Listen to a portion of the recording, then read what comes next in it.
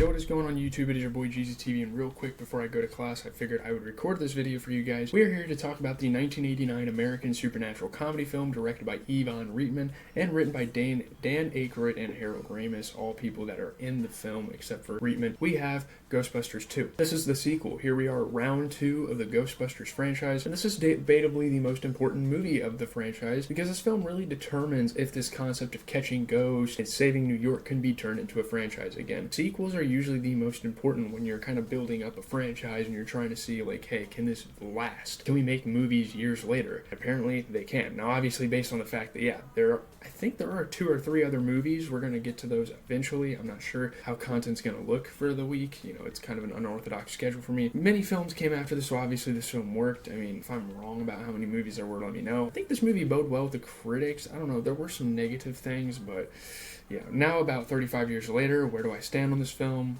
We're here to find out. It's exactly what we're going to do in this video. So getting into the premise, this movie takes place after the gang has saved New York City from a ghost attack. This is coming straight off of the first movie, and they're like heroes. Well, actually, I think it's like 5 years later, maybe. Like, they kind of like get through their lives a little bit. The Ghostbusters, a team of spirited exterminators, is disbanded for demolishing parts of the city during the battle. But when Ghostbuster Pete Venkman, played by Bill Murray, learns that spirits have taken an interest in his son, the men launch a rogue ghost chasing mission. So now there's a kid involved, and now there's more, like, you know, stipulations. Now the stakes are a little higher for this film, and obviously that's what you need to do when you're making a sequel. The quest quickly goes awry, landing them in court. Somehow, I don't know, but when the ghosts turn on the judge, he issues an order allowing the Ghostbusters to get back to work. They need to get saved from the ghosts, and like it's like a boy cries wolf situation, and the judge's like, oh, okay, get going. I don't know. Some of the plot stuff doesn't really make sense to me from this movie, but have at it. There are obviously other legal hiccups in the road for the fan favorites of Central Park, but they are back to work on the quest to save the Big Apple with the help of a certain monument and a clingy accountant from Dana's boss at the art museum, Janos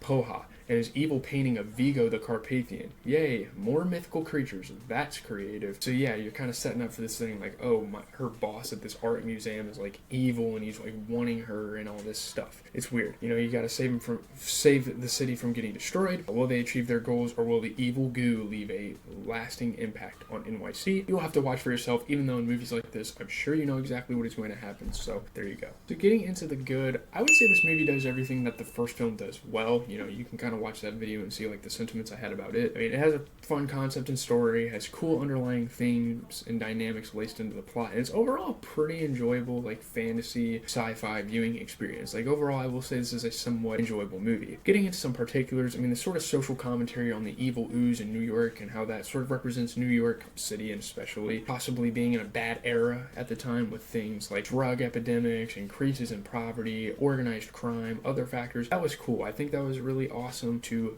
put that in the movie and kind of have that as like a symbolic thing. Again, I understand that was a pretty minute detail that most people wouldn't care about on a casual watch, but these are the sort of things that you care about when you get to analyzing movies and you start to review as many as I have been on this channel. You know, we've done over like 200, 300 movies on this channel. Maybe, I don't even know if we've done that much, but once you get kind of to that stage, you're like, you start to pay attention to like the attention to detail and some of the stuff that these creators do, and I'm very appreciative of it, obviously. So it was sort of the same thing in the original where we talked about the relatability of the characters. Like, you wouldn't really appreciate the concept if you were just there for ghost fighting action, if you were just there for sci-fi fun. I'm not necessarily here for that. I like concepts, I like storylines, symbolism, all that stuff just kind of thrown in there. And I think Louis Tully getting involved with the gang and working for them was a cool move, because that was a character in the original that really brought some comedic relief to the screen, and to see him kind of appear again, I thought that was an awesome move for them. And it was a lot of fun. You know, him with his relationship with the reception girl, I can't remember her name. It's funny. This movie is obviously a very like lighthearted experience already with all the silly ghost designs and the goo, but characters like him and just the more elevated comedy that is seen in this movie compared to the first one, I really enjoyed that. This movie was funnier than the first one, even though critics don't agree with me on that. I will just go ahead and say this before we even get into a number rating. This isn't as good as the first film, but it has elevated elements to it. Like, even the horror aspect and the evilness of the forces they go against is more intense, and that makes for a somewhat fun watch. You know, they definitely ramp it up a little bit in this film, film, and they try to go for epic proportions for a sequel, and I can appreciate that. So getting into the bad, I think I've sort of figured out that fantasy sci-fi films like this just aren't quite for me, and this is just kind of a taste thing. This is just kind of a preference thing for me. You don't really have to agree with me on this, but I'm just not a huge fan of movies like this that are not even close to being plausible. So I can see how in the 80s this had mass appeal as everyone was doing these sort of creature feature sci-fi horror movies, like this whole little shtick with movies like The Thing, The Fly, Alien, Predator, you name it, all sorts of movies like that. But when you speak on this movie in a more modern sense, it's hard to take things seriously. The effects, again, are terrible, pretty much. It's cartoony. I'm not a huge fan of that personally. Again, I know people that definitely are, and they're a freak for that type of thing, but not me. You know, we've obviously covered both Beetlejuice movies on the channel. Please go check those reviews out. And these films will have the same problem in that they're just too goofy to really take seriously. I know not every single fucking film is supposed to be taken seriously. There's supposed to be family-friendly films out there because they cater to a certain audience. For my personal taste, I'm not a huge fan of it. This could just be yeah, I mean, I personally am more fan of surreal experiences that take place in films. I like real experiences. I like intense experiences, fucked up stories. I know that sounds kind of fucked up in itself, but also this film in terms of story, pacing, all that was way too similar to the first film. I mean, damn near copy and paste, but get a baby involved, add some intensity and humanity, I guess, and call it a day. I feel like it was very, very lazy on their part with what they did here. I did not like this at all, and I feel like this is something that a lot of sequels fall for. Oh, the first movie worked, let's just make it again. No, wrong. You don't do that. That is a big no-no. So here we are getting into the kind of the mixed elements of the film. There was an element of plot convenience to this film that I didn't mind overall, but I definitely wanted to point it out, given that to me it was a lot more prevalent than it was in the first film. Obviously, you know, all movies like this and all movies with these 80s tropes are going to reach for the plot convenience, make sure, hey, our good guys save the day, especially when a bunch of kids are probably watching this movie. You don't want your heroes to lose and then like put that in a kid's mind. I don't know. It's weird.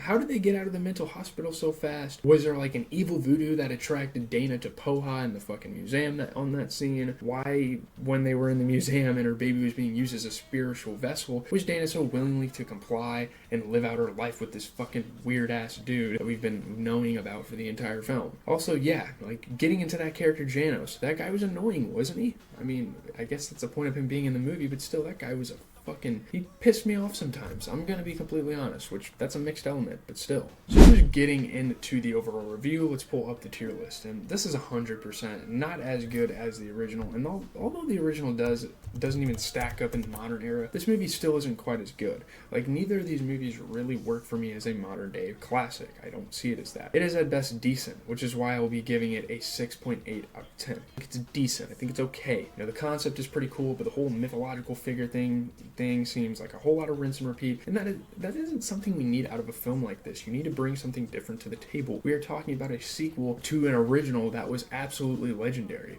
and for them to just go back and do the same thing, it's like, I don't know. And again, I know there's like very casual movie fans out there that are perfectly fine with this, but me personally, it's just not my thing. I need some artistic creativity going into this, especially when it came out so long ago and it's already so outdated, and then you just throw the same concept in there. And the themes, character dynamics, and plot pieces are pretty clever and cool for their time, but I just can't see myself putting this movie on that high of a pedestal. I think this was definitely a franchise that needed a reboot, remake, and now that we have that, I honestly can't wait to see you guys there. I can't wait to check out those movies, because these films needed a refreshment. They needed some reinforcement, some renovation. So we'll be going about 30 years into the future, so the next one should be a treat. Hopefully it's good. I don't know. 6.8 out of 10. Again, guys, leave a like, comment, and subscribe. As always, this has been your boy GZTV. I got this video recorded just in time. I gotta go to class for an hour 15. I'll probably work on editing it when I get back from that class. I got homework. I gotta prepare for job interviews. We gotta do all sorts of stuff. So I'm gonna try to get to this stuff. This video should be out the 16th of October. We'll try. I'm not really sure. I've been kind of holding these videos back. You know, I've been busy going home and visiting my family and all that stuff. So hopefully you guys have had a good week. I've been kind of miserable here, I'm gonna be honest, but peace out.